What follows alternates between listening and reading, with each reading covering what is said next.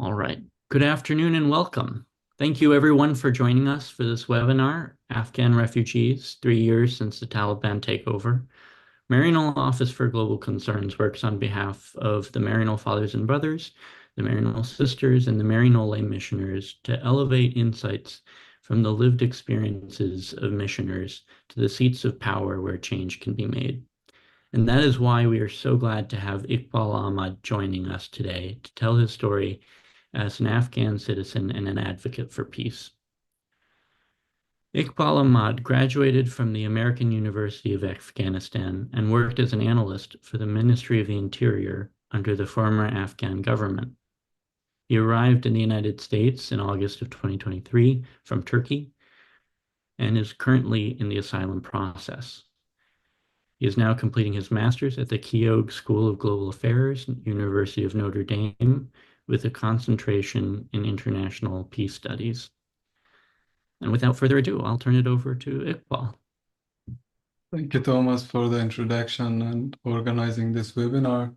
And I know there is not so much attention given to Afghanistan on the media and other platforms recently due to the major issues in the Middle East and Europe also. So I would like to thank everyone who have attended this webinar where I'll be discussing the 20 years of conflict and the current situation in Afghanistan that's ongoing, especially since the Taliban take over in August 2021. So I will begin the webinar by giving a little bit of background of my own journey to the United States first of all. And so I was born and grew up in Afghanistan right when the Taliban first came into power. So I had little experience of democracy or never even thought about what it meant to be able to criticize the government or to be able to pursue my interest or stand to someone with a gun. But at that time, I could care less at the time because I was only a kid. But I also remember my grandfather sometimes telling me the stories of the conflict and when for the first time the Taliban took over the country in 1996 and how people will welcome them for the first time as peacekeepers and people who brought peace into the country, which made me also wonder later in time and how tired of violence people were and tired of violence and civil conflict people were at those times, and that they were actually willing to live under the most authoritarian type of regime just for their own safety and their own family. And that somehow also like summarized the history of a whole generation that had their entire youth fighting for their own people, either for internal disagreements, power struggle, or for international causes, for instance, during the Cold War. So that summarized everything somehow before what happened in 2001 with the international community entering the Afghan soil.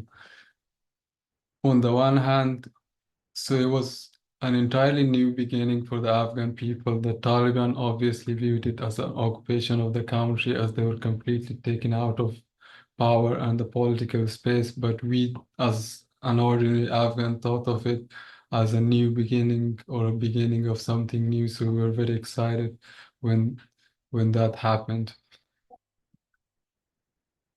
Because during the first Taliban regime, it was an extremely oppressive regime for men and women alike, although like for women even more so, as they were not even allowed to walk outside their home.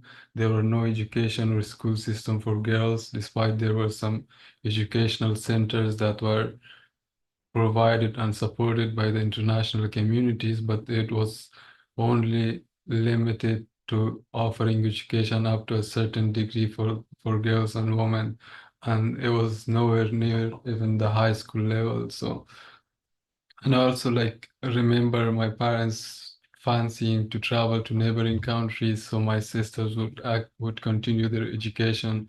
But fortunately, that did not become the reality because after 2001, everything changed and schools were open once again for girls. So the next 20 years were full of ups and downs for the whole country as everyone embarked on a new journey, and there was a lot of hope and optimism around rebuilding the country based on democratic values. But it was obviously a very difficult process as it was also accompanied by 20 years of conflict and violence. But everyone had learned and sort of accepted that that was the price they had to pay for a better future in the country and rebuilding their nation. And in the last 20 years, with all the violence, the country had improved quite significantly with freedom of press and respect for fundamental human rights, and the right to education had quite significantly improved. And although like it was never a perfect environment or not even very far from like a fully functioning government or a fully democratic government, but it was a good beginning for people who had suffered for like 3 decades of violence in the country. And it was something that people had worked hard for, and thousands of people had sacrificed their life to build and defend it. So it wouldn't be unfair to say that it was a process that people had put a lot of hope for and worked to achieve it. So yeah, and during this time, like my own life also started to change drastically as I started like studying my undergraduate in 2013 at the American University of Afghanistan with a major in political science, which the university in itself was also subject of a complex attack in 2016. In 2016, where we lost some of our classmates and close friends in that attack. But for me, what was more captivating was after almost a year of missing out on school, everybody was somehow so excited to get back to school. And after opening the campus again, there were even more students there was before the attack in 2016. And that was the story, like almost the story, and a lot of Afghans might resonate with that as well, because there were so many educational centers, mosques, and all these places that were bombed throughout these years. But the next day, you would see everybody going back, and that was how people were somehow resisting the conflict and the fundamentalist ideologies. And it was somehow a story of resilience despite all the odds to make it against one of like the most fundamentally oriented group that exists in the world today. I mean, just to give a clear picture of that is the Taliban is probably the only group or government in the entire world that has banned education for girls, and girls are not allowed to go to school. And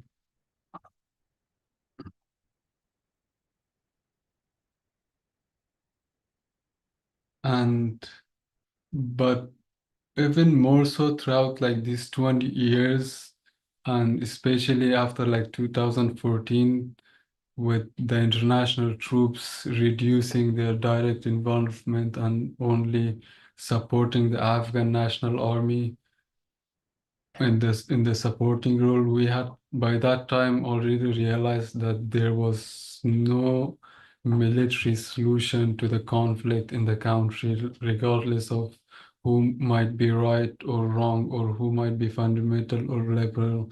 We knew by that point that it was all Afghans losing their life on both sides of the conflict, which opened the opportunity for a peace process or a peace deal that initially started with a lot of optimism, but ended up in erasing what was achieved in the last 20 years, with thousands of people dying, not only of Afghan army and civilians, but also thousands of international troops that fought alongside this Afghan National Army. So it did not only like erase what the country had achieved in the last 20 years, but also like causing massive refugee crisis that we have right now, as those in imminent threat by the Taliban had to leave behind everything in 2021 as the peace process failed and Taliban took over the country militarily.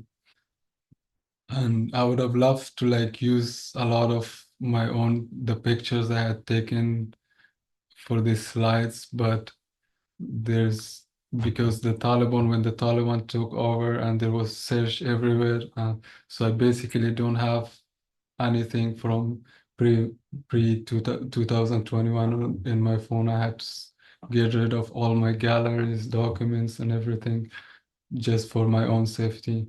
And that somehow like gives a clear picture of what has been lost from the last 20 years in Afghanistan. People had to erase whatever there was that had happened to them their whole life, that had happened, or that their whole experience of the last 20 years. And the US negotiation with the Taliban that started in 2018 and ending in 2020 had two like notable requirements. And first, of course, was like the withdrawal of international forces. And second was like the push for an intra-Afghan dialogue between the Taliban and the government to somehow be for the two to come together and agree on some sort of like power sharing. And although like the US kept their side of the bargain and withdrew their troops, the Taliban seized this opportunity and did not show any willingness to start an intra-Afghan dialogue and was emboldened to take over the country militarily. And by this point, the Afghan Republic has already been weakened. And there could be a lot of reason, I think, to the Afghan Republic being weakened. One could be that the government itself was like not a strongly established democracy and it was weakly institutionalized.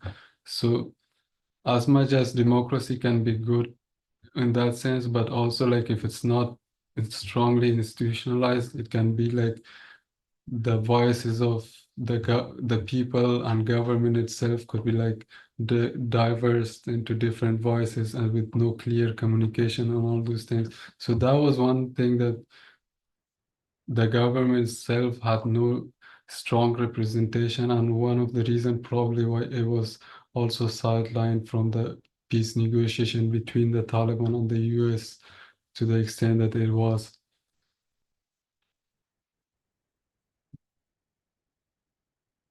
And like after like once the Taliban took over the country in 2021, the situation became very very tense for those who had worked with the previous government and international communities. Personally, my family and I were working with the previous government and international communities, and we had to leave everything behind in search of safety. And initially, I had to leave personally for Pakistan, where I stayed for a while. But there was no hope, as for many Afghans like me in Pakistan, to get out of Pakistan to a third country. And the asylum process in those countries, if there can be one, can take like years for Afghans to stay there. So after a while, all refugees would become illegal in Pakistan, where they either must return back to Afghanistan and risk their life, or stay illegally in the Pakistan and face a lot of repercussion by the Pakistani military and government. So personally, I had to return back to Afghanistan after a few months, but could not stay in our home in Kabul and had to travel to different provinces along the way for our safety before I could reach to Turkey and then get to the US after all. And after like almost a year of staying in Turkey with a student visa and an extremely long process of waiting on my asylum case to be processed in Turkey, to come to US, I finally got accepted to University of Notre Dame, and then I had the possibility to also apply for a student visa to the US and abandon my asylum case in Turkey. So this is how I personally came to the US, where now I have to refile my asylum case here, and there is a little possibility to hear on the outcome probably of my case after like graduating from school, because the system is extremely backlogged and with a large number of asylum cases, And currently I studied international peace studies at Kroc Institute, University of Notre Dame, and also as a part of my research, I'm collecting short stories and poetry written by Afghans and somehow looking at peace and conflict through different perspective from within Afghan communities.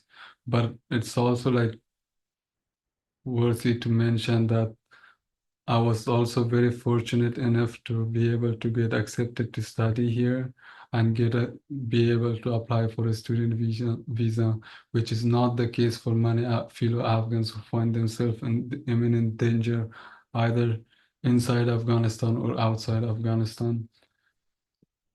And that's how it ended somehow for many Afghans like me who had worked with the previous government, which caused many refugees in other countries refugees in other countries and made many people internally displaced as well. So and this was despite like the general amnesty that was announced by the Taliban. And one may look at it on a bigger perspective that the general amnesty could have been a genuine gesture by the Taliban. But the reality on the ground was very much complicated because there were so many grudges and personal vendetta that was going on the ground, and people were just pursuing their personal grievances on the ground. And also, like, while I was looking together poems and for my research, I came across this one poem that was written by an Afghan mother, and although the poem itself was speaking of the indiscriminate bombing and had somehow a sympathy for the Taliban themselves, but the story of the woman who wrote this was actually very interesting. I will also share the link of this collection of poetry also in the chat if anybody wants to uh, look over them. And this Afghan mother had three sons, one of them fighting for the Afghan National Army and two other fighting for the Taliban, which somehow indicates how the conflict has also invaded personal spaces, and there were many Talibans and the Afghan National Army forces that were like cousins, brothers, or within their family. So it was after they took over, it was like a very tense situation for the one side that was the Afghan National Army, and they had to eventually like be internally displaced or either seeks refuge outside the country.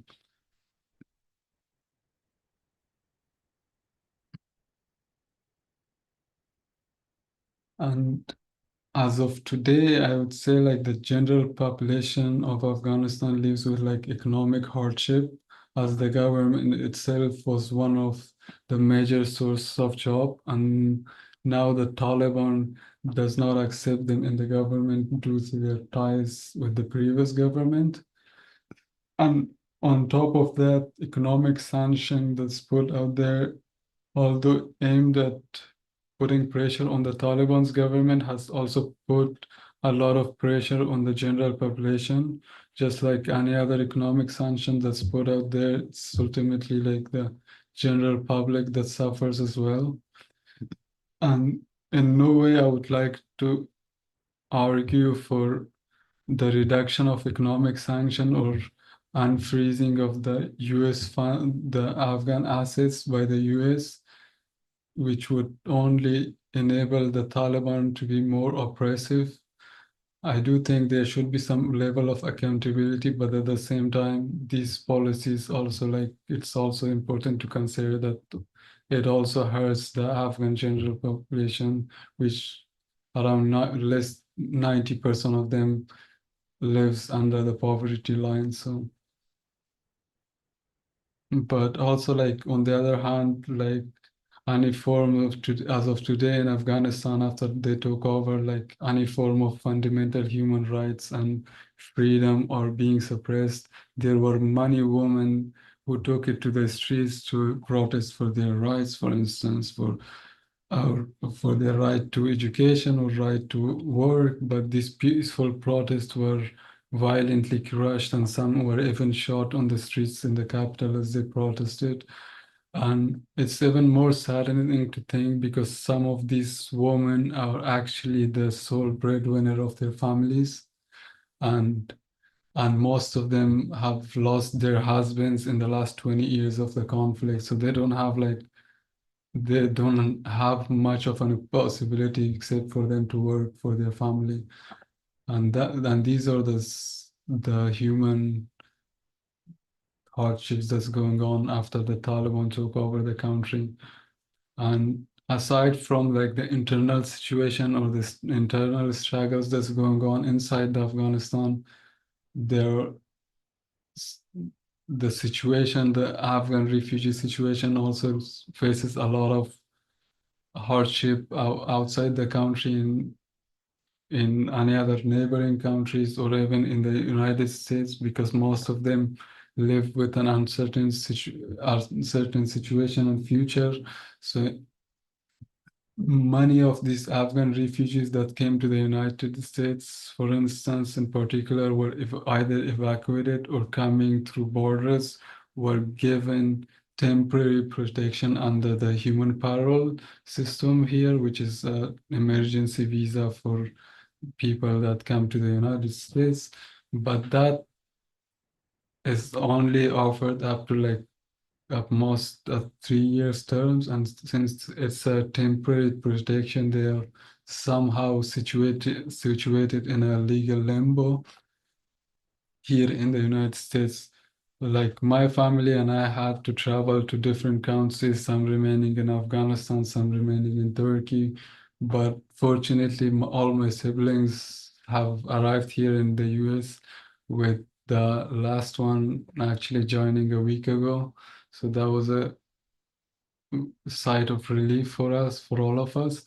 But yeah, a lot of Afghan families are just dispersed into different places, each living in different place and supporting at the same time different families in each country, which is another economic hardship that's put on pressure that's put on them. And There, there has been a great initiative that has been initiated and supported by the US Army veterans to support the Afghan refugees and those who they have closely worked with in Afghanistan, to provide a path to permanent status for them, for those Afghans that have been paroled here since August 2021, around imminent danger of being executed upon their return.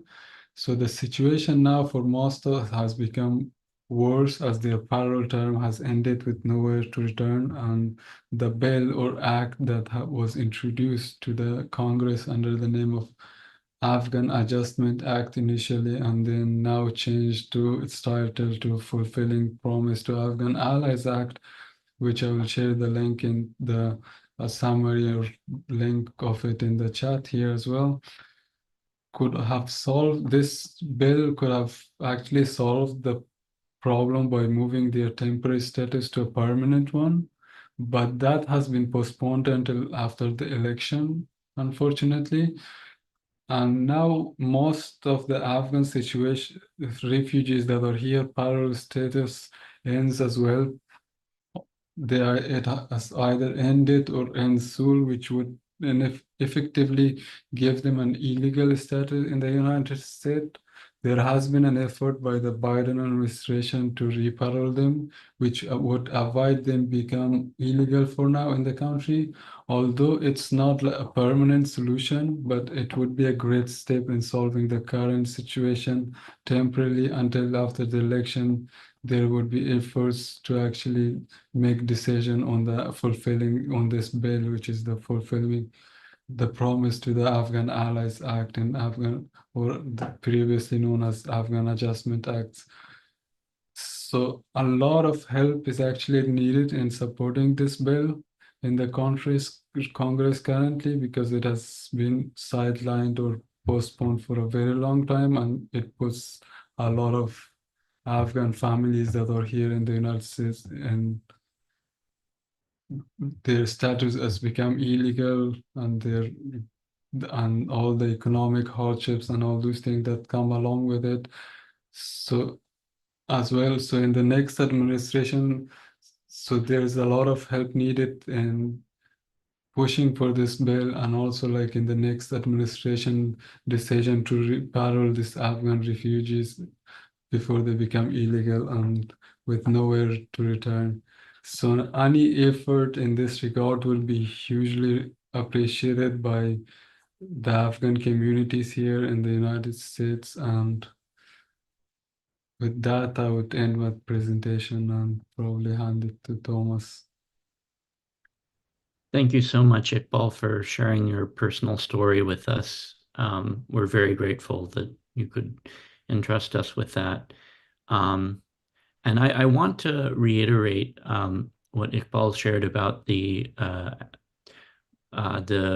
Fulfill Our Promise to Afghan Allies Act, which is renamed from a previous version, which would grant a more permanent status or a pathway to permanent status for Afghan refugees or evacuees. So 3 years ago, over 76,000 people were airlifted to the US, and humanitarian parole was given to all of them. It expires after 2 years at most and has to be renewed by the president. It's been renewed once before, but to be renewed again, it'll most likely have to be the next president, whoever that may be. And it isn't an official status from which you can get a permanent status like permanent residency or citizenship. It really is this temporary stopgap. And the point of the FPAAA would be to create that permanent availability and fix this crisis in an American immigration system that we already know is broken and that has been backlogged for years. It also expands options for protections for those who were left behind and remain at risk. And so for that reason, we're asking that people take action. We have this new action alert up online. You can see that link in the chat. But we'll also be sending this link to you, to all registrants to this webinar, so that they can follow up and write to their senators to ask that this act be included in the next defense bill. We're going to move on to the Q&A portion of this webinar. I'd be very interested in seeing, you can check the box that says Q&A in right down below. Feel free to put any questions you like, and we'll get to them if we can. In the meantime, I have a few for Iqbal. I'm wondering, what are you hearing from the people you know who are still in Afghanistan, and what's your preferred mode of communicating with them? So I'm mainly in communication with them through WhatsApp or through internet. And the situation right now in Afghanistan, it depends, it a lot depends on which sector of the society you are. Obviously, for the women, that some of them that I work with, the situation is very bad because they are not, of course, they are not allowed to work and they are not allowed to go. Some parents are now considering to take their families and their children or their daughters to go outside in the neighboring countries to continue their education. And there is no freedom of any source, any form of protest that's being done on the streets or violently being crushed. And at this point, like, nobody is even daring to raise their voice because they know what would happen to them. And most of the time, because the women are protesting for their work or for their right to education or whatever, they don't most of the time punish the woman. Take they go to their houses and take their male uh, members of their households and they put them into jail. And so they want to put a check on everything through like violently crushing any protest and using different measures to do that. So yeah, the situation right now is like almost to be safe is like to not exist as a person. So yeah. Wow.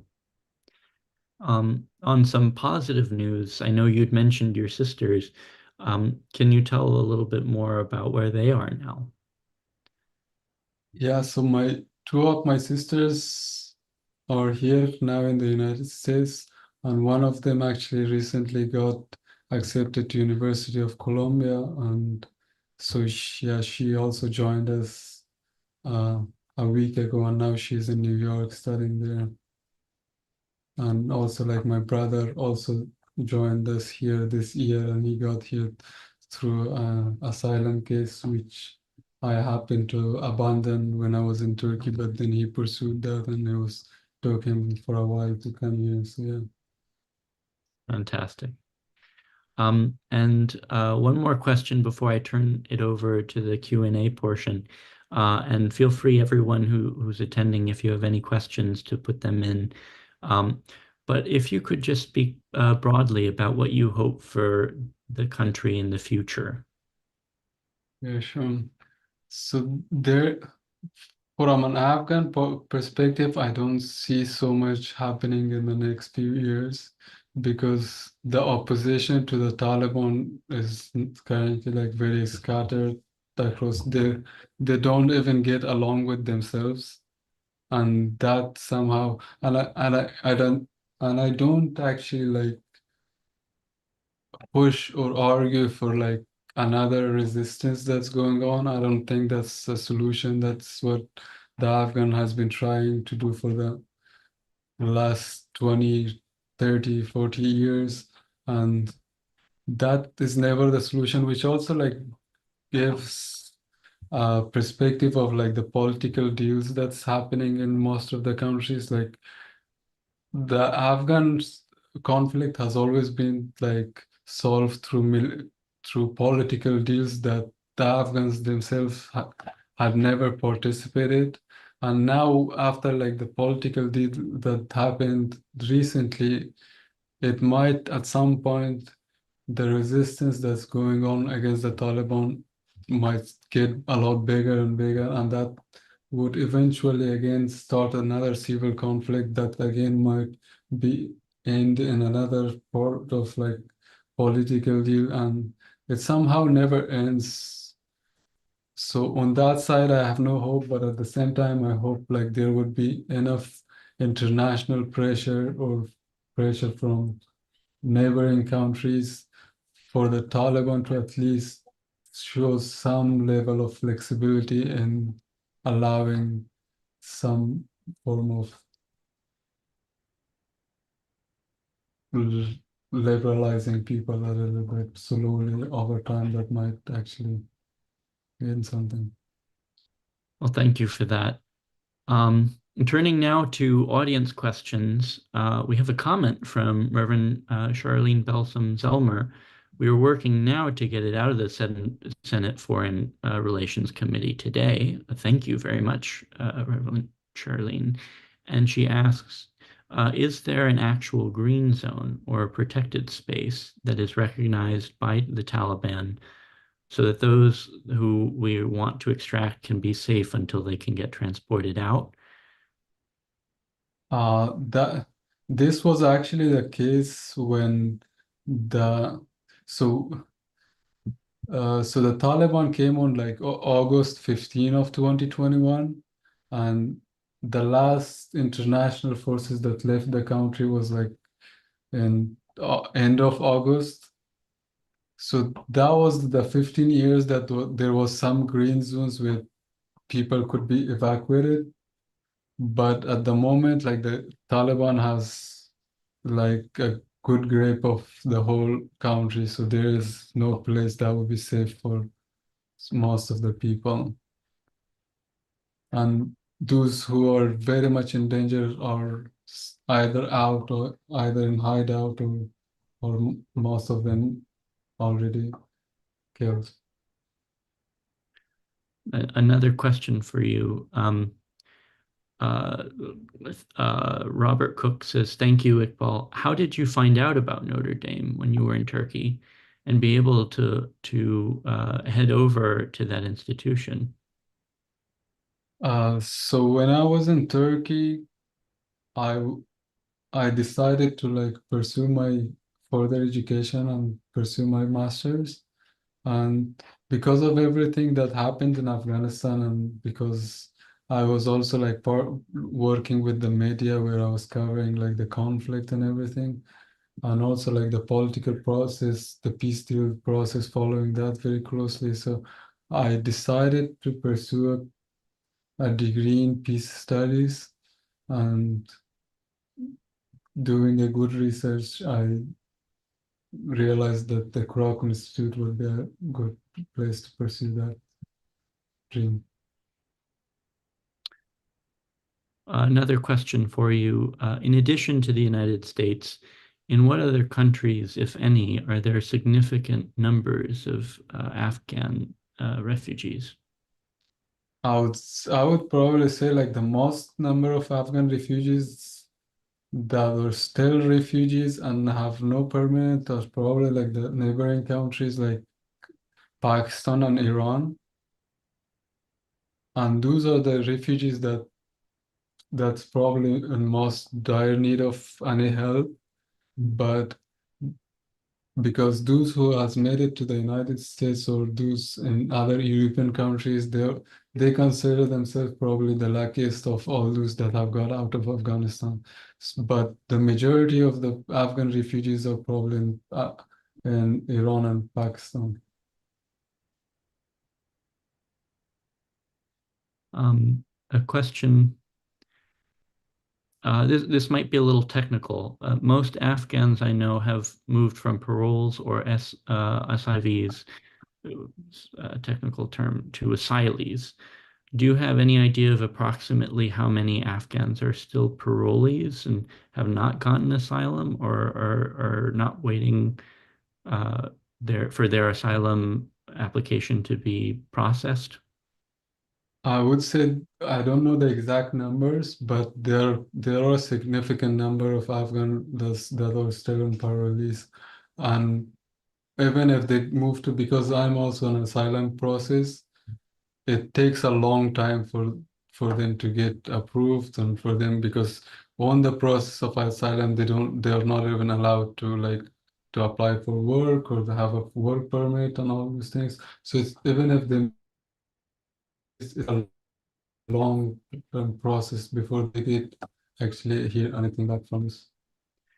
And I think another comment that you mentioned during the webinar was that you deleted the photos in your files in order to protect yourself as you were leaving.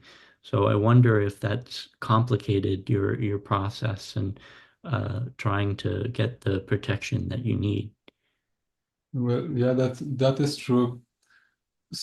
For my asylum, I had to like use any documents that I had available online, but most of the documents or anything other proof that I could provide was non-existent before 2021.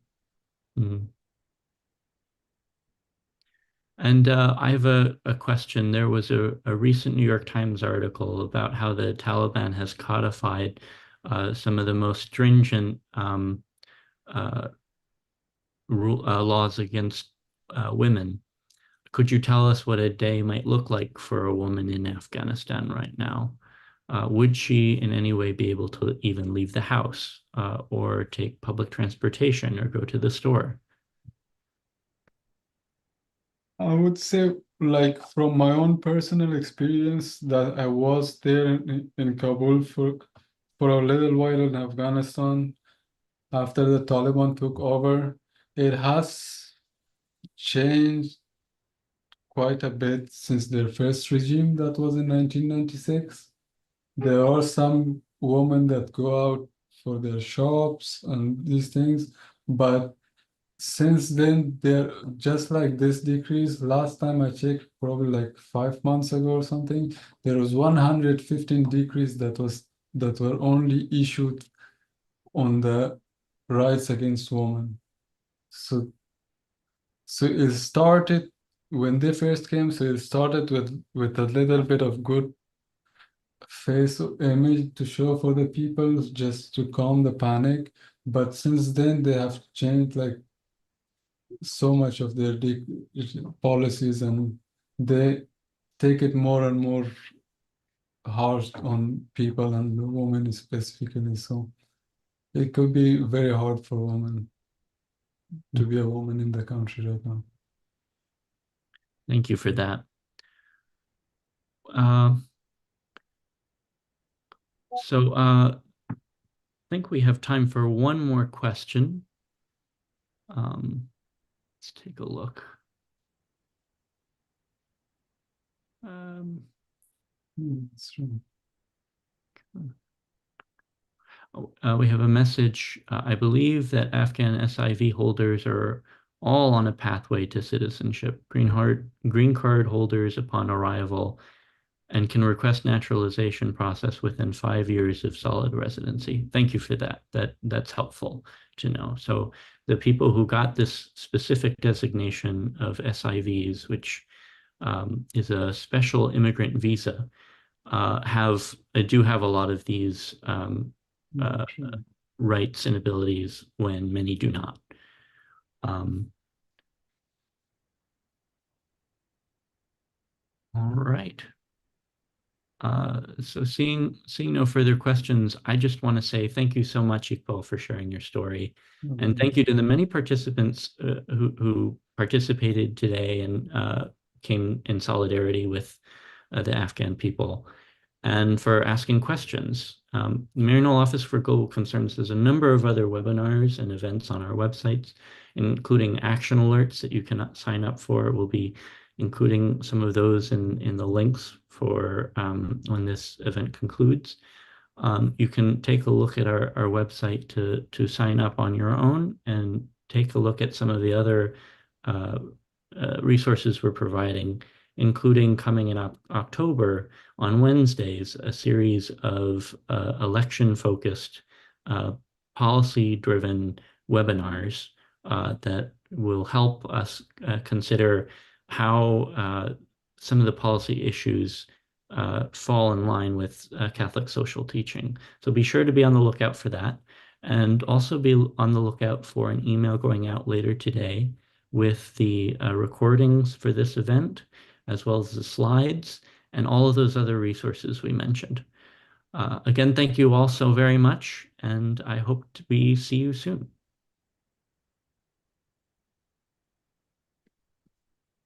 And thank you everybody for showing support here today, and I wish everybody a good rest of the day.